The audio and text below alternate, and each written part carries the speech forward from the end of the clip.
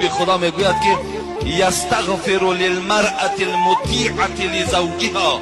تماشا کنین، زنی که اگر شوهرش اطاعت میکند، طلب مغفرت میکند از برای او کی طلب مغفرت؟ الطیر فی الهوا. همین آسمان در کبوترایی که میبینین، آسمان در گنجشکایی که میبینین، همین آسمان در هر پرنده که نباشد، حبیب خدا میگوید اونها دعا میکنن که خدایا مغفرت کن همون زنی را که شوهرش اطاعت میکند. بین پرنده های آسمان برای که زنی که شوهر اطاعت میکند طلب مغفرت میکند. باز که والحیتان فی الماء. برادرای عزیز، این هزل نیست، این افسانه نیست. در بحر چند عدد ماهی است؟ ببین میلیارد ماهی در زیر بحرها وجود دارد.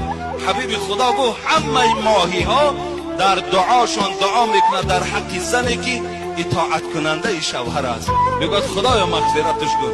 تماشا که وقتی پرنده در حق دعا میکند، ماهی در زیر آب دعا میکند، والملائکه فی السماء. حبیب خدا میگه ملائکه هایی که در آسمانند عدد ندارند در حق زنی اطاعت کننده دعا میکنند. والقمر والشمس، آفتاب و ماهتاب در حق زن اطاعت کننده دعا میکند ما دامت فی رضا زوجها. تا زمانی که زن شوهر راضی باشد در حق این زن همه آن چیزی که نام بردم حبیب خدا بود